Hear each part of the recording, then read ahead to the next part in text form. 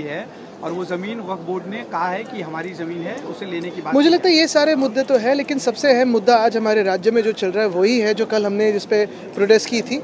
राज्य के जो हमारे सारे जो जीत के आए हुए उम्मीदवार हैं वो भी आज पूछ रहे हैं कि ईवीएम पे जो शक है हर एक के मन में उसका कोई जवाब है कि नहीं।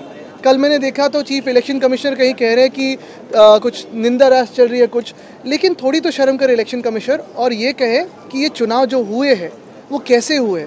जो हमारे सवाल है कोई जवाब देगा क्या इलेक्शन कमीशन की तरफ से, वो है। जो बात अपनी कही है, मुझे लगता है अभी तो सरकार है, सरकार ने सीएम ने बयान देना चाहिए। आज मरकड़वाड़ी में जिस तरीके से तय हुआ कि ग्राम सभाएं अपना प्रस्ताव पारित करेंगी और वो इलेक्शन कमीशन को भेजेंगी कि हमें इस तरीके की चीज़ें नहीं चाहिए, क्या इससे वो हल होगा क्या? क्योंकि अपोजिशन लीडर के तमाम सारे नेता लगातार इलेक्शन कमीशन किसी भी लोकतंत्र में जनता की आवाज़ सबसे महत्वपूर्ण होनी चाहिए। आज हमें लगने लगा है कि इसमें चीफ इलेक्शन कमीशन जो बीजेपी के दफ्तर से चलता है उनकी आवाज़ सबसे महत्वपूर्ण है, ना कि जनता की। जनता की मांग सिर्फ यही है कि वहाँ मॉक पोल किया जाए बैलेट पेपर से। मॉक पोल से कुछ बदलने वाला नहीं है, ना सरकार के जो नतीजे या ईवीएम ने दिया हुआ मैंडेट है वो बदलने वाला है, ना सीईसी ने दिया हुआ मैंडेट बदलने वाला है। लेकिन ये तो पता चलेगा कि सत्य क्या है। ये देश सत्यमेव जयते पे चलता है, सत्तामेव जयते पे नहीं। सत्तामेव जयते पे चीफ इलेक्शन कमिश्नर चल रहे हैं। आज आप लोगों ने शपथ ली है सदस्यता की, तो क्या डिसाइड हुआ? क्योंकि कल आप नहीं, कल हमने कहा था कि कल हम शपथ नहीं लेंगे। एक दिन के लिए हमने जो आंदोलन करना था वो तो किया है, लेकिन आमदार बन के, विधायक बन के आगे का जो काम होता है वो हाउस के अंदर और हाउस के बाहर, भीतर और बाहर, ये दोनों हम करेंगे।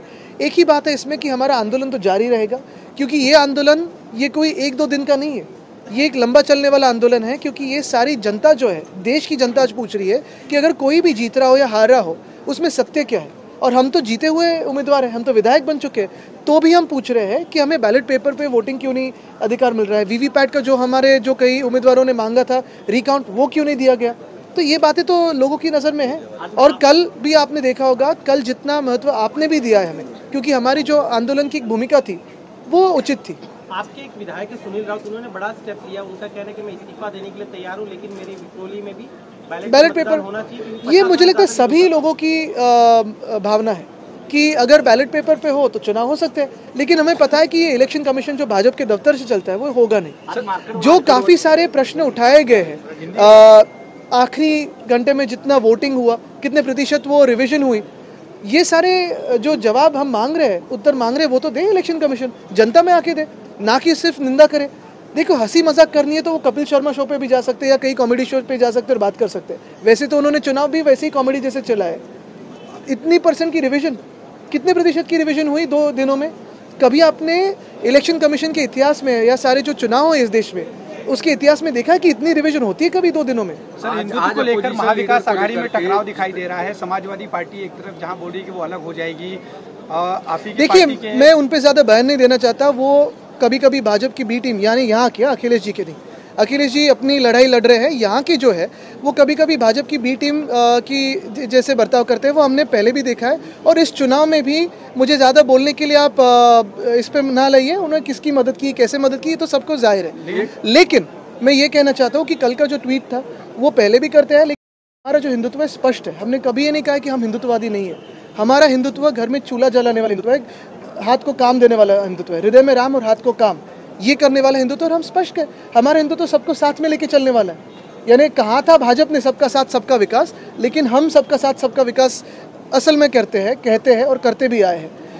हमें महाविकास आघाड़ी में ये जो ए टीम्स बी टीम्स है वो ना सिखाया। महाराष्ट्र ने देखा है कि हिंदू हो, मुस्लिम हो, सिख हो, ईसाई हो, पारसी हो, बुद्धिस्ट हो, सारे लोगों को साथ में लेके आगे जाने का काम उद्धव बाला साहब ठाकरे इस व्यक्ति ने किया है और हम आगे भी करते रहेंगे। और यही हमारा हिंदुत्व स्पष्ट है, हृदय में राम, हाथ को काम। ममता बनर्जी जी ने कहा है कि इंडिया गठबंधन का वो लीड करने के लिए इच्छुक। आपको भी क्या लगता है, क्योंकि बाकी और पार्टियां समर्थन कर रही है इंडिया गठबंधन? इंडिया गठबंधन ये हमारे देश के संविधान के लिए लड़ रहा है, हमारे लोकतंत्र के लिए लड़ रहा है। दिल्ली में अगर आप देखिए, लोकसभा में हो या हर एक राज्य में हो, हमारा जो गठबंधन है हमारे संविधान और हमारे जनता की आवाज़ के लिए लड़ रहा है। ममता दीदी तो हमारे बहुत करीबी है, उत्कृष्ट नेता भी है। वैसे ही केजरीवाल साहब अभी चुनाव में दिल्ली में उतरेंगे, तो ये सारे लोगों में बातचीत हो और आगे अपोजिशन लीडर के तौर पर क्या हो मार्केटवाडी में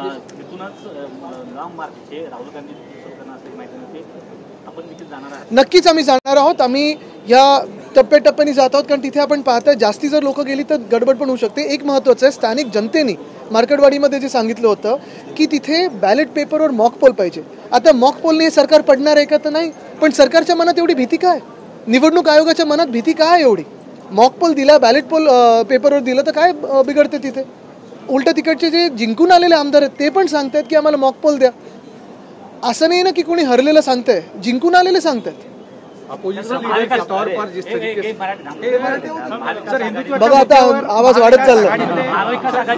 महाविकास आघाडीमध्ये हिंदुत्वाच्या मुद्द्यावर काही बघा, समाजवादी पक्ष अखिलेश यादवजी जे चालवतात ते यूपीमध्ये एक वेगळेपणे चालवतात. इंडिया आघाडीचं तिथे खूप छान नेतृत्व करत आहेत. इकडचं जो त्यांचं जे काही आहेत, अनेकदा मी हाऊसमध्ये बसून पाहिलेलं आहे आणि ह्या निवडणुकीत पण पाहिले की ती भाजपची बी टीम म्हणून काम करतात. मला त्यांच्यावर बोलायचं नाही आहे. हे जे कालचं ट्विट होतं ते आधी पण करत आले. पण महत्त्वाची गोष्ट ही आहे की कुठच्या विषयाला किती खेचून न्यायचं, भाजपची बी टीम म्हणून वागायचं का, हा एक प्रश्न पडतोच. पण मला वाटतं हा विषय लांबवायचा नाही आहे. आमची जी भूमिका आहे ती स्पष्ट आहे. आमचं हिंदुत्व आम्ही पहिलं पण सांगितलं, हृदयात राम आणि हाताला काम, ते आमचं आहे. सगळ्यांच घेऊन सोबत चाललो आहे. उलटं तुम्हाला अजून एक सांगतो, कदाचित आम्ही एकमेव पक्ष असे असू जे स्पष्टपणे सांगतो की आम्ही हिंदुत्ववादी आहोत. सबका साथ सबका विकास जे भाजप सांगत होते ते आम्ही करत आहोत, भाजप नाही करत आहे. पण आमच्यासोबत आणि उद्धव बाळासाहेब ठाकरे ह्या व्यक्तीच्या नावावर आपण पाहत असाल, हिंदू असतील, मुस्लिम असतील, शीख असतील, पारसी असतील, बौद्ध असतील, ख्रिश्चन असतील, जैन धर्म, हे सगळेच येतात सोबत. कारण आमचं हिंदुत्व स्पष्ट, आम्ही जसं सांगितलं, आमचं घरातली चूल पेटवणारं हिंदुत्व आहे. भाजपचं हिंदुत्व हे घर पेटवणारं हिंदुत्व. मला वाटतं आपण पाहत असाल ह्याच्यात वरिष्ठ नेते चर्चा करतील. पण आज ममता दिदी आहेत, जसं केजरीवाल साहेब आहेत, हे सगळेच नेते त्यांच्या राज्यामध्ये खूप चांगलं काम करत आहेत. हे सगळेच आमचे जवळचे आहेत. आणि पुढे आपण पाहतोय इंडिया आघाडी ही देशात लवकर सत्तेवर येईल हे आता चित्र दिसायला लागलेलं आहे. म्हणूनच ते ईव्हीएमचा घोळ घालतात. बेळगावमध्ये मराठी एकीकरण समितीने नेत्यांना न येण्यासंदर्भातलं सांगितलेलं आहे. तणावाचं वातावरण आहे. गेल्या अनेक दिवसांपासून खरं तर हा प्रश्न प्रलंबित आहे. अनेकदा आम्ही सांगितलेलं आहे की केंद्र सरकारने याच्यात हस्तक्षेप करावा. अनेकदा आम्ही सांगितलेलं की तिथे युनियन टेरिटरी बनवलं पाहिजे, पण अजून ते होत नाही. अपोजिशन लीडर के तौर पर आदित्य जिस तरीके से चांगलं आहे. मला वाटतं माझ्यासोबत जे आहे तिथे मागे दोघेही, ह्या दोघांमुळे तिथे खूप पाठबळ मिळालंच. आशिष जी आहेत आमचे सगळे कार्यकर्ते आहेत आणि जनतेच्या आशीर्वादाने आम्ही इथे आलोय, काम करत राहू.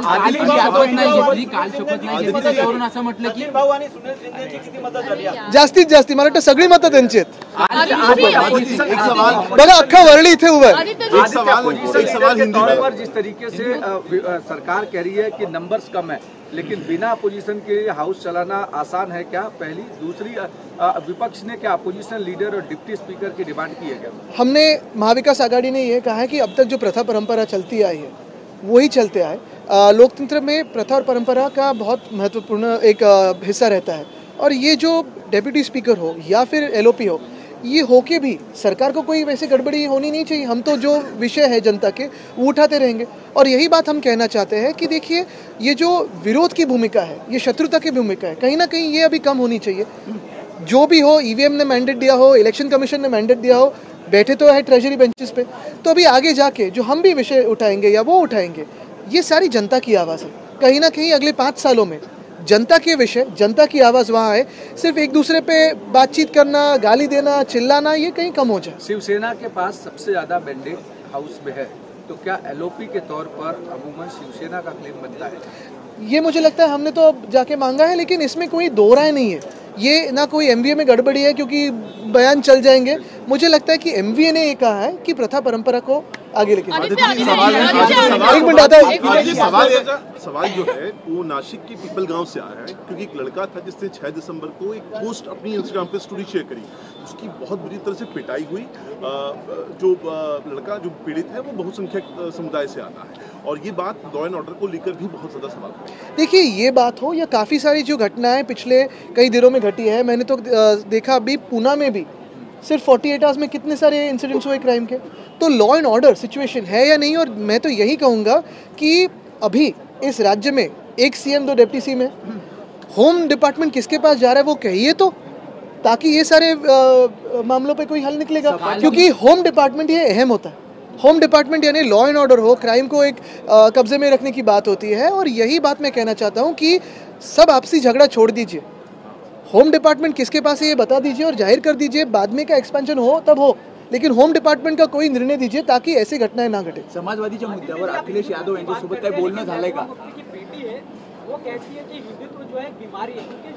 भाजपा उनके साथ पहले गई थी तो भाजपा से पहले पूछे. नीतीश जी क्या कहते हैं, नीतीश कुमार जी उनसे पूछे. चंद्रबाबू जी अब तक क्या कहते हैं उनसे पूछे.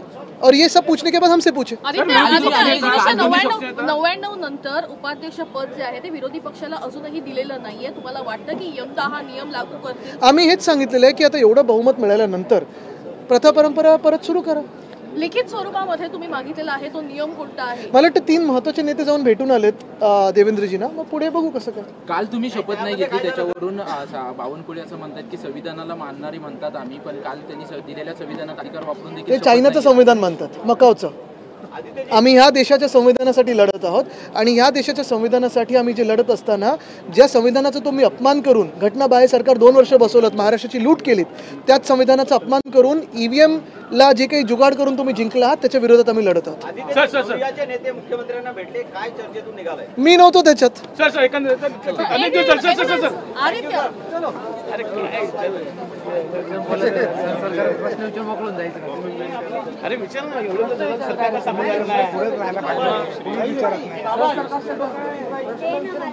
पाठवले ऑलरेडी. अभिषेक नाही सरकार स्थापन